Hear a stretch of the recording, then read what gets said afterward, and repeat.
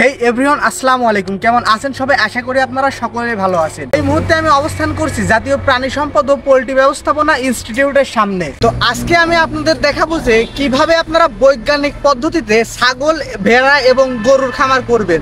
তো আসলে এখানে অনেক সুন্দর করে শেড বানানো আছে।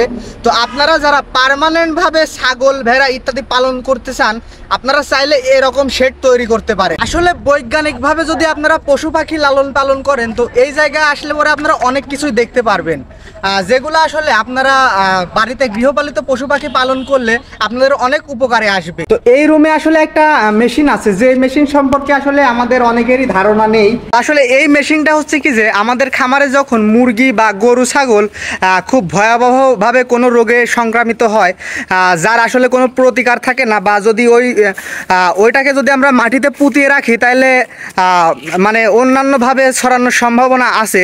তো আসলে ওইসব পশু পাখিকে এই মেশিনের মাধ্যমে একদম পুড়িয়ে একদম শেষ করে ফেলা হয়। আসলে এটা নাকি একটা কোটি টাকার মেশিন, আমি যতদূর শুনেছি। আর এই কোটি টাকার মেশিনটা এইভাবে মানে পড়ে আছে অনেক দিন ধরে, আসলে এটা কোনো ইউজ হয় না। আর এই যে এখন যেটা দেখতে পাচ্ছেন, এটা হচ্ছে কি যে ক্যাটল শেড। এইখানে বেসিক্যালি গরু আর কি রাখা হয়, যতগুলা গরু বা মহিষ এইগুলা এই জায়গায় রাখা হয়। আসলে আপনারা যারা বৈজ্ঞানিক পদ্ধতিতে একদম মানে সুন্দরভাবে গরু পালন করতে চান, আপনারা চাইলে এই রকম ক্যাটল শেড তৈরি করতে পারেন এবং এই সিস্টেমটা ফলো করতে পারেন। আর দেখুন, এইখান থেকে যাতে সুন্দরভাবে মানে যে গোবর বা ময়লাগুলো আছে সুন্দরভাবে চলে যায়, তার জন্য আর কি এই সুন্দর করে এই সাইড থেকে ঢালু করে এই সাইডে একটা ড্রেন সিস্টেম করে দেওয়া আছে। আর এখন দেখাবো আপনাদের শিপ শেড। তো আসলে এটাই হলো শিপ শেড।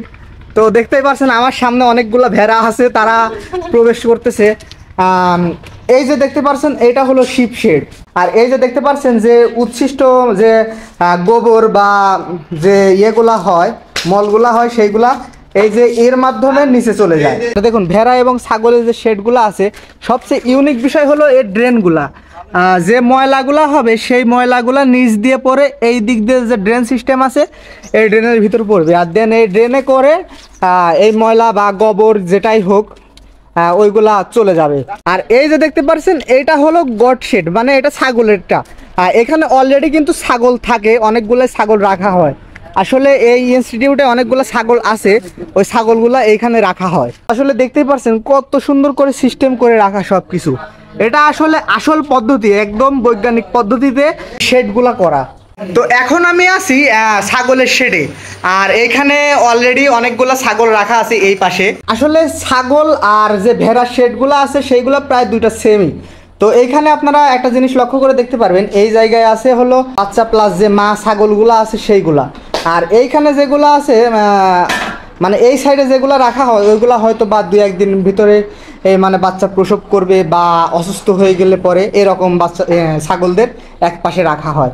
আর এই যে দেখতে পাচ্ছেন, ঠিক শিবের যে শেড ছিল, শিবের শেডের মতোই এই দিক দিয়ে কিন্তু বৃষ্ঠাগুলো নিচে পড়ে যায়, আর পরে নিচ দিয়ে ওইগুলা পরিষ্কার করে ফেলানো হয়। এটা হলো বৈজ্ঞানিক উপায়ে ছাগল পালন করার জন্য মানে নির্মিত শেড। তো দেখতেই পাচ্ছেন ওইখানে শিপ শেডের মতো গট শেডেও কিন্তু এরকম ইয়ে আছে। আর ওই যে দেখতেই পাচ্ছেন যে ওই ছাগলগুলার বিষটা কিন্তু নিচে অলরেডি জমা হয়ে রয়েছে। তো এইগুলো চাইলে পরিষ্কার করে ফেলা দেওয়া যায়, ফেলা বা জৈব সার হিসেবে ব্যবহার করা যায়। তো দর্শক মণ্ডলী, এখন আমরা যাচ্ছি সেই পোলট্রি শেডে আর কি। এইখানে মুরগি লালন পালনের জন্য সুন্দর ব্যবস্থা সিস্টেম রয়েছে। ভেতরে যাওয়া যায় না, তো আমরা আর কি সাইড থেকে দেখানোর চেষ্টা করি, ভেতরে যাওয়া যাচ্ছে না যেহেতু। তো আর কি এটা একটা রুম টাইপসের করা, হয়তো বা এখানে খাওয়ার বা ওই জাতীয় কিছু রাখা হয়। আর এই যে দেখতে পাচ্ছেন, এইটা কিন্তু হলো আসল শেড। এইখানে কিন্তু মুরগি, যতগুলা মুরগি আছে বা পোলট্রি আছে, সবগুলা কিন্তু এইখানে এনে লালন পালন করা হয়। এই শেডে কয়টা মুরগি ধরে? 140 থেকে 150টার মতো আর কি মুরগি পালন করা যাইতে পারে। এক সময় এই জায়গা মুরগি রাখা হয়েছিল, কিন্তু বর্তমানে আর কি মুরগি নেই, এগুলা এমনি পড়ে রয়েছে। আর এইখানে যে পশু পাখির মলগুলা হয়, এই মলগুলা থেকে কিন্তু মানে বায়োগ্যাস তৈরি হয়, মানে সুন্দর একটা সিস্টেম করা হয়েছে। ঠিক এই শেডগুলার ঠিক পাশেই এই যে দেখতে পাচ্ছেন, এইখানে বায়োগ্যাস প্লান্ট করা আছে। এইখান থেকে কিন্তু বায়োগ্যাস উৎপন্ন করা হয়। মানে আসলে সিস্টেমটা অনেক সুন্দর, মানে একদম ন্যাচারাল পদ্ধতিতে, মানে যতদূর যা কিছু করা যায় তাই আর কি এই জায়গা আছে, সকল সিস্টেমই এই জায়গায় আছে।